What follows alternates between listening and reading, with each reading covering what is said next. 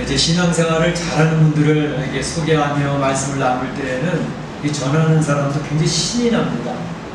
그런가 하면 하나님 앞에 바로 서지 못해서 처벌을 받는 그런 사람들을 이야기하게 될 때에는 이 전하는 사람도 마음이 무겁고 착잡해지는 것을 알 수가 있습니다. 미국의 16대 대통령 링컨 대통령을 소개할 때는 얼마나 신이 나는지 모릅니다.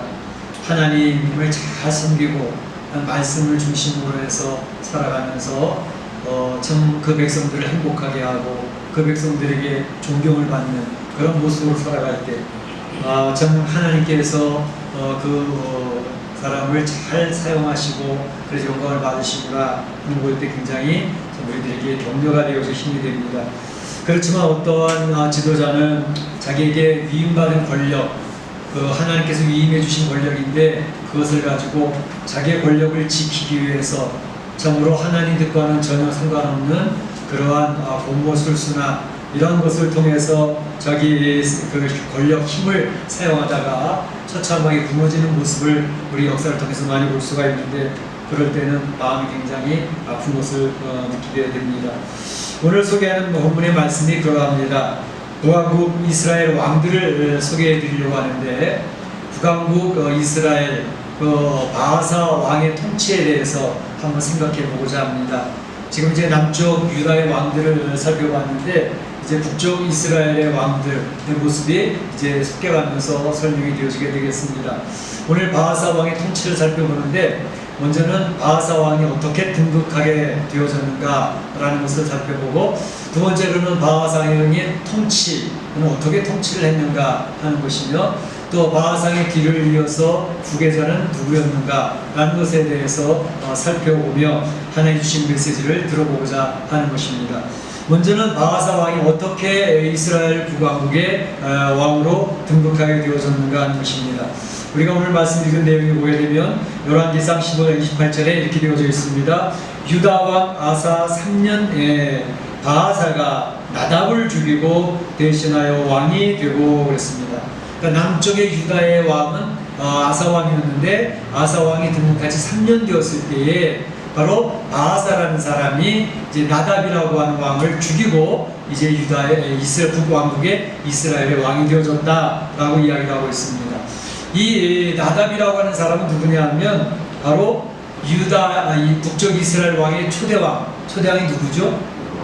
여로보암 왕의 아들이 나답입니다.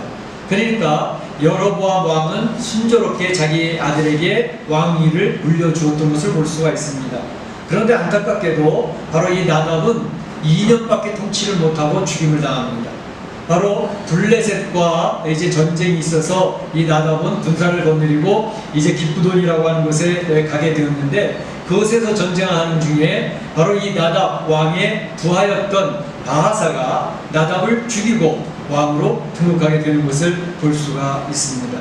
그러니까 이 나답은 여로보암 왕의 아들로서 왕은 되었는데 그런데 2년밖에 통치를 못하고 죽임을 당하는 결과가 있습니다. 그런데 바로 하나님께서는 이 나답이라고 하는 왕을 어떻게 평가하셨는가 하는 것이 우리가 읽지는 않았지만 바로 15장 26절에 이렇게 나와 있습니다.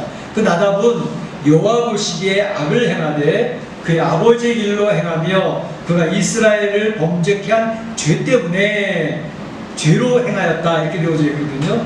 그러니까 나답은 바로 자기도 아버지의 길, 여로보암의 길에 악을 행하였으며 특별히 그 백성들을 범죄 가운데 빠뜨리도록 그렇게 행하도록 인도한 자가 되어졌기 때문에 바로 하나님 앞에 그런 처벌을 당했고 반역을 당해서 그의 신하에 반역을 당해서 죽임을 당했다 이렇게 이야기를 하고 있습니다.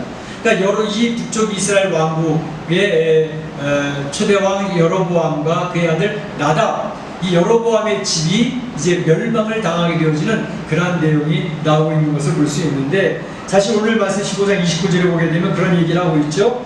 여로보암의 온 집을 쳐서 여호와께서 그의 종 실로암 아히야를 통하여 하신 말씀과 같이 되었으니 실로 사람 아히야를 통하여 하신 말씀과 같이 되었다라고 29절에 되어져 있는데요. 이 실로 사람 아히야라는 선지자는 어떤 사람이죠? 역시 혹시 우리 성도들의 머릿속에 지나가는 내용이 있습니까? 아히야, 실로 사람 아히야. 뭐가 생각납니까? 여로보암이 솔로몬 왕의 부하로 있을 때에 이 아히야라고 하는 사람 선지자가 여로보암을 불러서 특별한 시청각 메시지를 전달하죠. 그 뭐였죠? 자기에게 입던 새 옷을 12조각으로 찢어서 10조각을 여로보암에게 주면서 내가 바로 이스라엘 10지파를 데리고 나라를 세우게 될 것이다 라고 예언했던 사람이 실로 사람 아히야 선지자였습니다. 그리고 그때 함께 주었던 메시지가 뭐였죠? 네가 만일 다윗과 같이 하나님 앞에 행하면 하나님께서 다윗에게 주셨던 축복과 같이 여로보암 너에게도 축복을 줄 것이다. 그런 말씀을 주셨잖아요. 그러니까 다윗이 기준인데 다윗과 같이 하나님 앞에서 살아가면 여로보암 너의 집도 견고케 할 것이고 하나님이 너와 함께 있을 것이다 라고 하는 축복의 메시지를 주었던 사람이 바로 아히야 선지자였습니다. 그런데 그 뒤에 어떤 일이 생겼죠? 바로 여로보암이 자기 아내를 변장시켜서 아히야 선지자를 찾아가지 않습니까? 왜? 그의 아들이 죽을 병에 걸린 거예요. 이 아들이 과연 죽을지 다시 회복될지 그것을 가서 선지자 아히야에게 여쭤보고 와라. 그분은 나를 축복했던 그런 선지자다. 그러니까 정확하게 이야기를 해줄 것이다. 그래서 그 아내가 변장을 하고 왕의 와이프가 아닌 것처럼 변장을 하고 딱 찾아가는데 하나님이 아히야 선지자에게 미리 알려주시잖아요. 여로보암의 아내가 너를 찾아오고 있어. 그것도 변장을 하고 그 얘기 이렇게 전해라 이야기하면서 눈에 들어올 때 왜 변장하고 왔어? 라고 이야기하잖아요. 그리고 내가 바로 여로보암이 하나님을 등 뒤에 버렸으므로 여로보암을 하나님 축복하고 세워주셨는데 그 여로보암이 하나님 말씀을 간직하지 않았다는 것입니다. 그리고 하나님을 무시하고 하나님이 주시는 말씀을 한 귀로 듣고 한 귀로 흘려버리고 하나님을 앞세우지 아니하고 등 뒤로 버렸으므로 하나님께서 내 아들을 거두어 가실 것이다 라는 말씀과 함께 무슨 얘기를 했냐면 너희 여로보암의 집을 말갛게 쓸어 버리리라. 여로보암의 집, 여로보암과 나답과 그의 후손, 그의 자녀들 모두를 말갛게 쓰레기 청소하듯이 청소해 버릴 것이다 라고 이야기를 했는데 오늘 제가 읽었던 15장 29절 말씀에 그것이 성취됐다고 선언하는 거예요. 29절 이렇게 되어 있습니다. 여로보암이 온 집을 쳐서 생명 있는 자를 한 사람도 남기지 아니하고 생명 있는 자를 한 사람도 여로보암 집에 있는 생명 있는 자를 한 사람도 남기지 아니하고 다 멸하였는데 여호와께서 그의 종 실로 사람 아히야를 통해 사신 말씀과 같이 되었으니 강조점입니다. 실로 사람 아히야 선지자가 여로보암을 세우면서 약속했던 언약의 말씀처럼 잘 섰다면 다윗처럼 축복을 받았을 터인데 하나님 말씀 무시하고 하나님을 등 뒤로 놓고 살아가니 하나님이 말씀하신 것처럼 말갛게 여로보암의 집을 총세해 버리신다 라고 하는 것입니다. 그래서 여로보암과 나답 그의 후손은 한 사람도 살아남은 사람이 없었어요. 다 죽었습니다. 실로 사람 아히야 선지자가 선언한 것처럼 되어졌다는 것입니다. 말씀처럼 이루어지는 것, 그것이 성경에서 선언하는 굉장히 중요한 메시지. 하나님 말씀하셨다? 반드시 이루어진다는 것입니다. 우리 성도들은 그것을 확신하고 살아가는 사람. 그러니까 그 말씀대로 여로보암의 집이 나답이 무너지면서 바하사가 등극을 했다는 것입니다. 바하사는 하나님이 여로보암을 처리하기 위해서 선택한 도구였던 것입니다.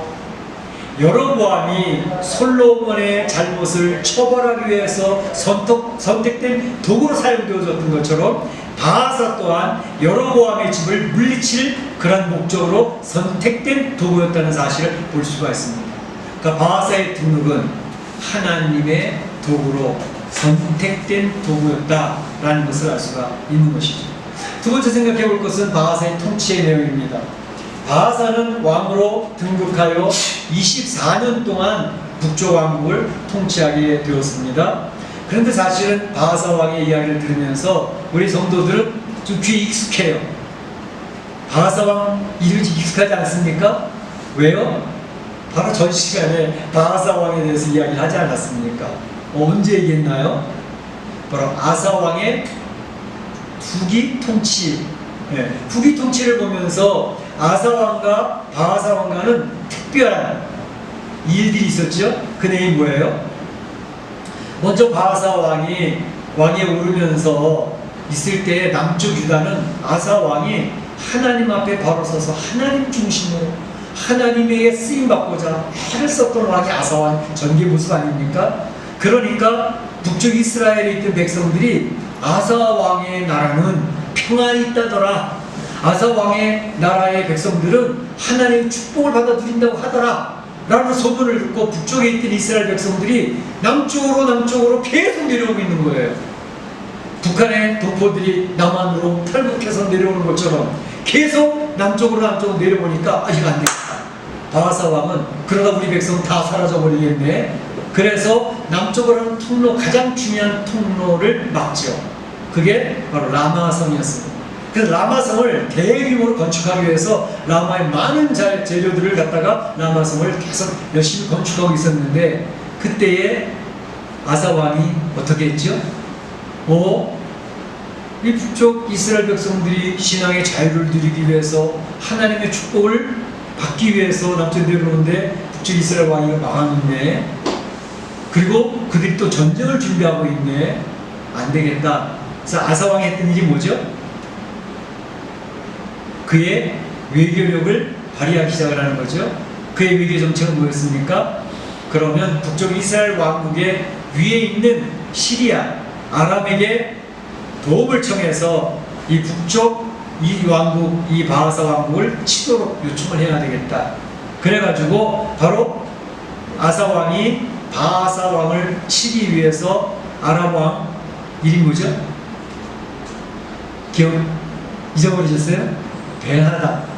베나닷이 그때 아람 왕이었는데 베나닷에게 뇌물을 보내지 않습니까? 뇌물을 어디서 꺼냈다 그랬어요? 성전에 있던 금은 보화를 다 꺼냅니다. 왕궁에 있던 금은 보화도 다 꺼냅니다. 그래서 은과 금을 싸들고 바로 베나닷에게 보내니까, 사실 그 당시에는 베나닷하고 북쪽 이스라엘 왕국은 동맹관계였거든요. 근데 베나닷이 엄청난 뇌물을 갖다 주니까 그 동맹을 깨뜨리면 어때? 동맹관계는요 언제든지 자기 자국의 이익을 위해서 깨뜨릴 수 있는 것입니다. 우리 그래도 옛날부터 조정적부터 같은 동맹이었는데 그래도 이 의리를 지켜야지. 국제 정세는 의리라는 게 없습니다. 자기 나라의 유익에 의해서 움직이는 거죠. 그러니까 베나닷은 바로 밭은 쳐라. 그래가지고 아람 군대가 북왕국 이스라엘의 북쪽 경계를 치기 시작을 하지 않습니까? 이제 바하사가 너무 깜짝 놀라가지고 우리랑 동맹이었는데 왜 우리를 치지? 그러니까 라마성을 건축하는 것을 포기하고 물러갑니다. 북쪽 경계를 하기 위해서. 그래서 라마성 건축하고 포기하고 가니까 라마성에 건축하는 재료들을 다 갖다가 아사 왕은 성 두 개를 견고하게 세우지 않습니까? 그 내용을 지난 시간에 말씀을 드렸습니다. 그때에 바로 아사 왕과 바하사의 관계에 대해서 설명해 드렸기 때문에 바하사라고 하는 이스라엘 왕의 이름이 좀 익숙한 거죠. 그런데 바로 그때에 하나니 선지자의 아들 예후가 이제 북쪽 바하사 왕에 대해서 예언하는 내용이 또 오늘 본문에 나오는 것입니다. 이 하나니라고 하는 선지자는 혹시 머릿속에 입력이 되셨나요? 하나니라는 선지자도 지난 시간에 이름이 나왔었습니다. 언제 어떻게? 아사 왕이 뇌물을 만들어서 성전에서 금은보화 빼내고 왕궁에서 성전보화 깨내서 베냐닷에 갖다 주는 것을 보면서 하나니 선지자가 바로 아사 왕을 찾아와서 이야기하죠.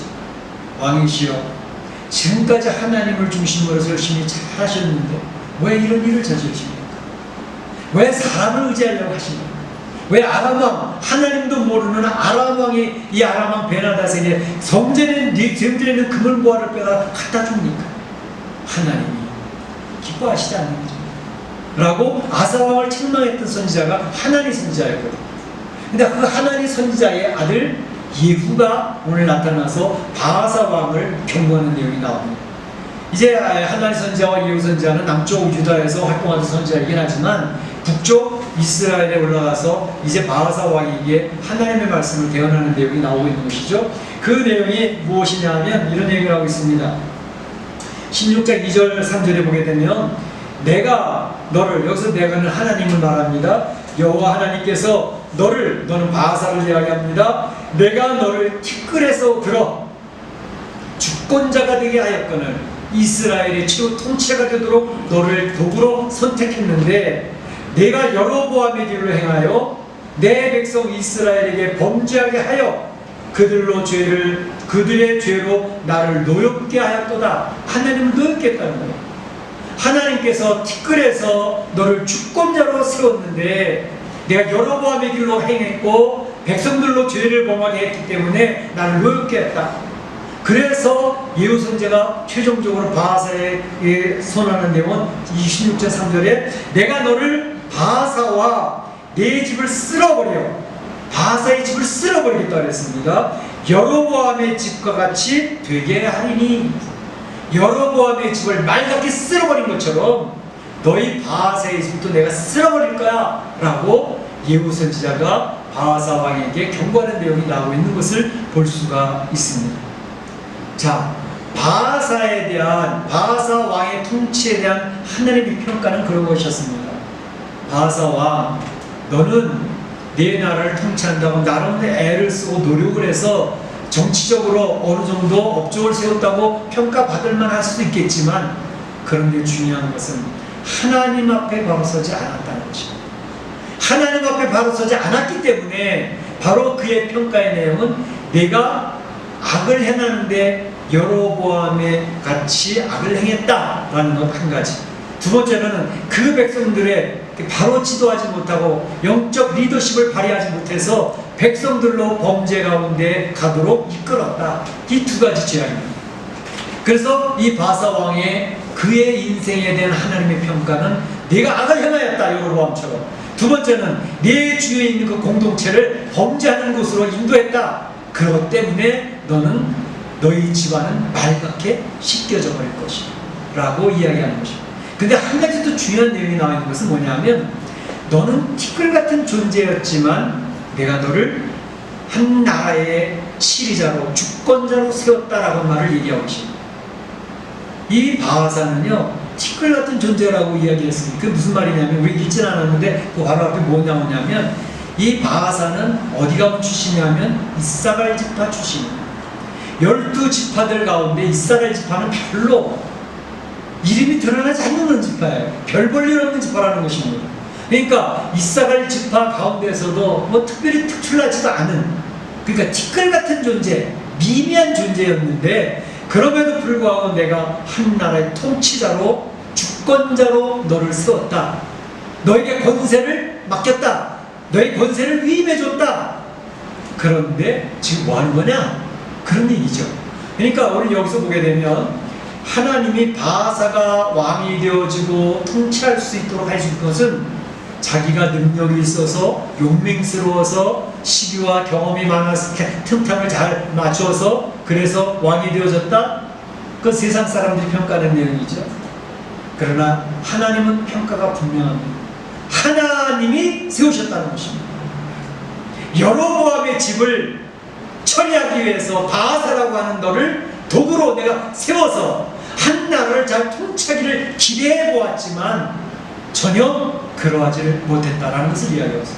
그럼 여기서 이제 느끼는 게 뭐냐면 이 세상 우리가 살아가지 않습니까? 80년, 100년 정도 살아가면서 하나님께서는 우리에게 이 한 생애를 살아갈 수 있는 이 삶에 대한 기회를 주신 것입니다. 우리가 그냥 아무렇게나 우리 부모님에 의해서 어떻게 태어났지? 그냥 태어난 게 아니에요. 한 사람이 태어나기까지는 얼마나 많은 경쟁 속에서 한 생명이 태어나느냐. 생물 시간을 배우지 않습니까? 그렇게 해서 태어난 인생 하나님이 선택하셨다는 거예요. 한 인생 80년, 90년 한번 살아봐라 라고 우리에게 인생의 기회를 허락하셨다는 것입니다. 그리고 인생을 살아가면서도 생과 사, 태어난 것과 또 우리 죽는 시간, 죽는 순간, 어떻게 죽을지, 병이 나서 죽을지, 교통사고 나서 죽을지, 강도를 당해서 죽을지, 이런 모든 것도 하나님의 숨겨진 비밀 속에 있습니다. 그래서 우리 생과 사가 하나님의 손에 달려있는 겁니다. 하나님이 죽음을 허락하지 않으면 죽을 상황이 되어졌는데 절대 죽지 않습니다. 그것을 믿는 사람이 성도입니다. 뿐만 아니라 화와 복, 이 세상 70년 80년 살아갈 때 어떤 사람은 재력이 있는 사람으로 살아가도록 하나님께서 인도하시기도 하고, 어떤 사람은 신앙생활을 잘 하는데도 가난하고 힘들게 살아가도록 하나님께서 설계도를 가지고 계신 분입니다. 그러니까 생과 사, 화와 복을 하나님이 주장하셔서 우리의 한 생애를 딱 하나님께서 만들어 놓으셨다고요. 그 속에서 우리가 살아가고 있는 것입니다. 그 시간이라는 게 나에게 70년이 될지 90년이 될지 아니면 40년이 될지도 몰라요. 하나님에게 숨겨진 비밀입니다.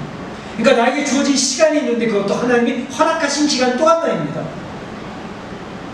하나님에게 속해 있는 거예요. 이 세상에 어떤 사람은 권세를 받아서 살아가는 사람이 있어요. 그 권세도 내 공부 열심히 했으니까, 내가 힘 있는 자들을 잘 이용을 해서 내 권세를 잡았지? 자기들은 그렇게 생각하겠지만 하나님은 권세를 위임하는 것 자체가 하나님의 권한에 속해 있다는 사실을 분명히 선언하고 있습니다. 하나님께서 우리에게 주시는 물질도 하나님에게 속한 것이고, 내게 주어지는 권세, 내 주어진 이 사회에서의 위치 다 하나님의 손에 달려있는 것입니다. 이 세상을 내가 가난하게 살지 부자로 살지 또 내 세상에 어떤 포지션에서 살아갈지 이 모든 것을 주장하신 하나님, 티끌에서 주권자를 세우신 그 하나님, 그 하나님의 것을 잘 알면서 살아가면 하나님이 기뻐하신 삶을 살았습니다. 오늘 바하사는 여로보암의 집을 청소하는 도구로만 사용되고 끝이 났습니다. 그가 하나님 앞에서 내가 이 권세를 위임받았구나, 내 삶을 하나님이 맡겨주셨구나 라고 하는 그 사명감을 가지고 이스라엘 백성을 하나님 앞에 이끌려고 애를 썼을 것입니다. 그러면 그 삶의 모습이 가치가 달라졌을 것입니다. 그런데 바하사는 자기에게 주어진 권세가 하나님으로부터 나왔다는 사실을 망각했고 자기로 잘해서 된 줄로 얘가 알았기 때문에 자기 중심적인 삶을 살아갔습니다. 그러니까 망합니다. 빌라도도 마찬가지였습니다. 빌라도에게 주어진 권세가 예수님이 그러시잖아요. 그 권세 하나님이 주신 거예요. 그러면 목숨을 걸고 예수님 십자가에 못 박지 않도록 막아냈어야죠. 노력만 했습니다. 그러지 않는다니까요. 바로 이것이 하나님 앞에 사명감을 가지고 살아가는 사람이냐, 하나님 앞에서 살아가는 사람이냐, 그렇지 않은 사람이냐가 결정되어지고 있는 것입니다. 바로 모세를 보십시오. 다윗을 보십시오. 사도 바울을 보십시오. 그분들 모두의 공통점은 하나님 앞에서 살아갔다는 것이고 자기 인생에 주어진 것이 하나님으로부터 주어졌다는 사실을 확실히 깨달았기 때문에 자기가 주어진 인생의 몫을 감당하기 위해서 사명을 가지고 소명감을 가지고 인생을 멋지게 가치 있는 삶을 살았다는 것입니다. 바하사는 그것이 없었다는 것입니다. 하나님 앞에 선 사람들의 특징은 무엇이냐, 신앙인들의 특징은 무엇이냐, 자기 삶에 대한 감사가 있다는 것입니다. 어떠한 형편이 있든지 감사가 있습니다. 부자로 살았습니까? 감사합니다. 아무리 애를 써봐도 가난합니까? 그래도 가난한 속에서 감사를 합니다. 병이 들었습니까? 그런데도 신앙인들은 하나님 앞에 감사합니다. 자기 주변을 누굴 향해서 너 때문에 내가 이렇게 됐다니까 원망과 불평이 없습니다. 요셉은 항상 가는 곳마다 감사했습니다. 이것도 하나님 선한 뜻이 있습니다. 자기 힘들어 죽겠는데, 스트레스만 넘치는데, 근데 인생을 해석하잖아요. 하나님이 나를 미리 보내어서 우리 형들을 보호하게 하시고 우리의 이스라엘 민족을 세우도록 인도하셨습니다. 형들 놀라지 마십시오. 두려워하지 마십시오. 이것이 신앙인의 인생 해석입니다. 그렇기 때문에 신앙인들은 어떠한 상황, 어떤 순간에도 감사를 고백하는 사람이 되어집니다. 그렇게 되시기를 축복합니다. 근데 신앙의 병이 들잖아요. 감사가 사라집니다. 입술의 고백에 감사가 없습니다. 그리고 불평하기 시작합니다. 한 걸음 더 나가서 내가 이렇게 힘들어진 것은 바로 너 때문이야 라고 다른 사람을 원망하기 시작합니다. 신앙의 병든 모습. 그렇기 때문에 우리 신앙생활 하면서 바로 바하사를 보면서, 바하사의 통치를 보면서 우리가 기억하는 것은, 나에게 귀한 인생이 80년이 될지 몇 년이 될지 모르지만 하나님 나에게 주신 기회다. 나에게 주신 물질 하나님 주신 기회다. 나에게 주신 권세 하나님 주신 기회다. 나에게 주어진 것을 가지고 내가 하나님과 바로 살고 내 주변에 있는 사람 영적인 영향력, 좋은 선한 영향을 미치며 나에게 주어진 인생의 본분을 감당해야지. 그러면 하나님이 기뻐하시는 이 인생이 될 수 있다라고 하는 것입니다. 바하사의 통치를 보면서 하나님 앞에 살아가는 사람, 절대로 나 중심의 삶이 되지 않는 축복이 있으시기를 주의 이름으로 축원합니다. 마지막 한 가지는 바하사의 후계자는 누구였느냐 하는 것입니다. 바하사가 죽은 후에 바하사의 아들 엘라가 후계자가 되었다라고 16절에 나오고 있습니다. 그런데 이 여로보암의 닮은 꼴이에요. 여로보암의 아들 나답이 2년 통치했잖아요. 바하사의 아들 엘라도 2년밖에 통치 못했어요. 예후 선지자가 예언을 했습니다. 16장 7절에 여로보암의 집과 같이 너희 바하사와 그의 아들 엘라는 모든 악을 행하였다고 했어요. 모든 악을 행하였다. 엘라에 대한 하나님의 평가도 하나님 앞에 악을 행하였고 그 백성을 영적 리더십을 가지고 바로 인도하지 못했고 범죄에 빠지도록 내버려둬 하는 것이었습니다. 특별히 엘라가 무너질 때의 모습을 좀 더 자세하게 설명하고 있는데 그 내용은 이런 것이었습니다.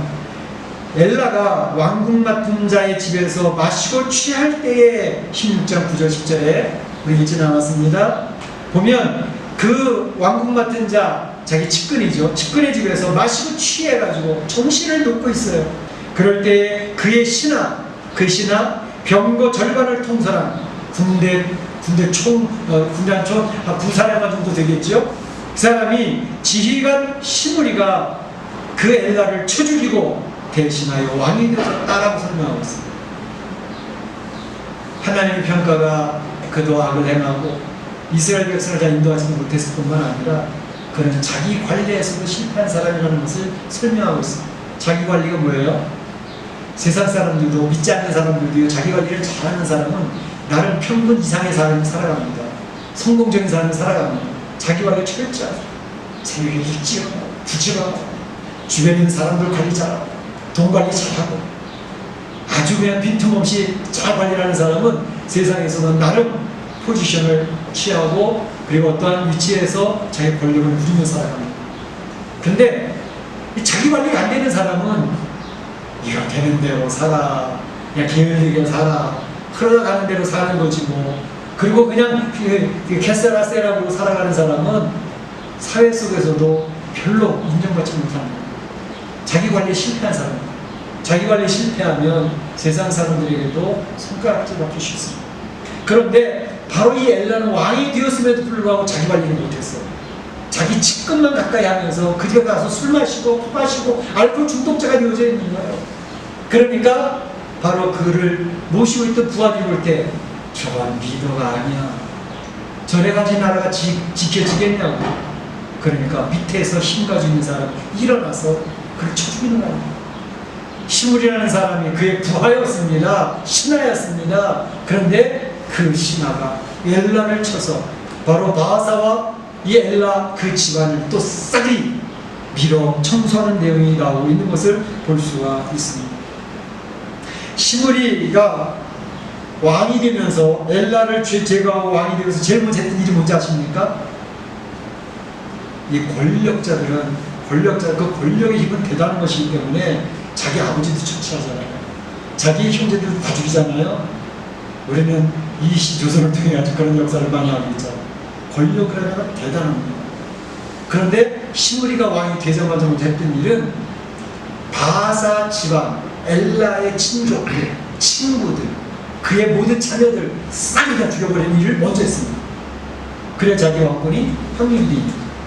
그래서 16장 11절에 보게 되면 바하사 온 집안 사람들을 죽이되 그의 친족, 친구 한 사람도 남기지 아니하고 그러니까 친구 사귀는 것도 조심해야 돼요.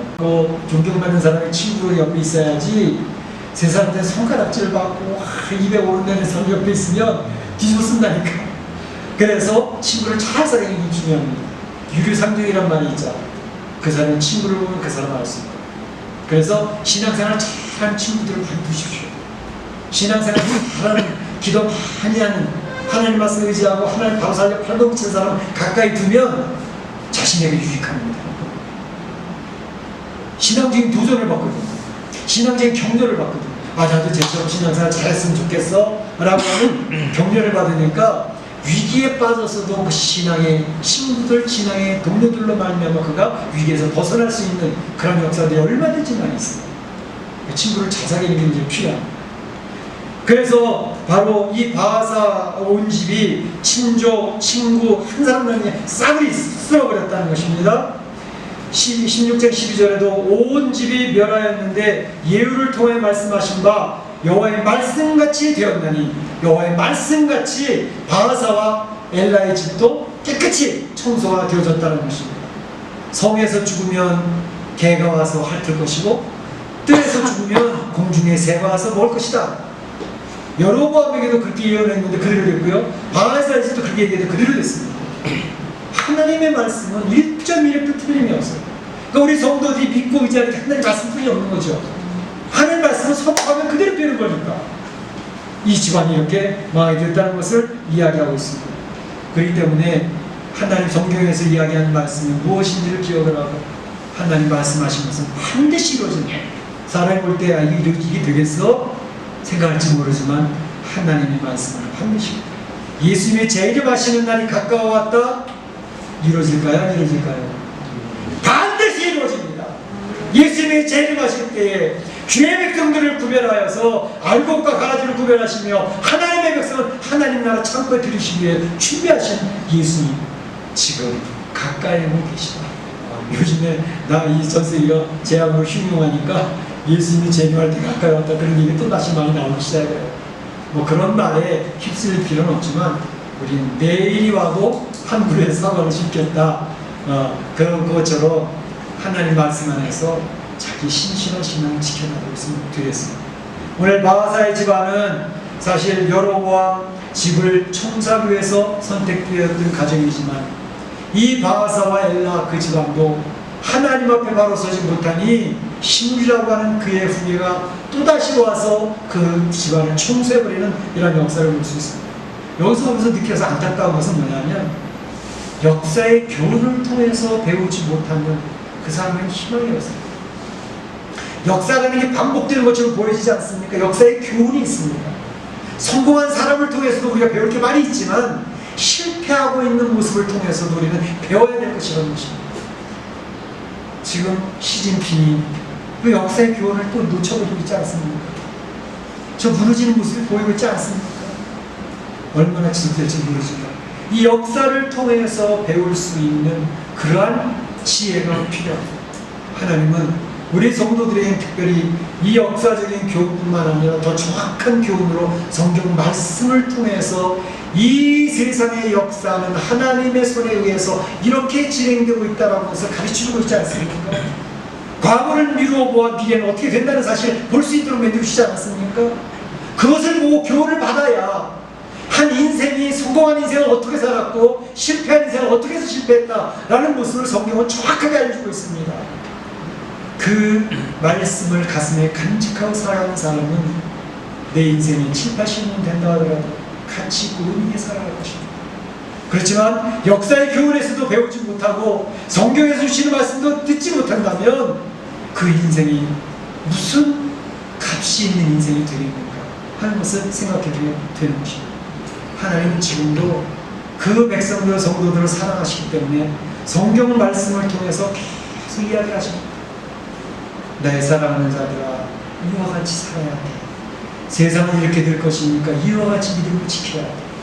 매일매일 말씀 묵상하면서 말씀 안에서 우리는 바로 서 힘드는 존재이긴 하지만 바로 서보려고 팔로던 치는 모습이 있어야 된다는 거예요.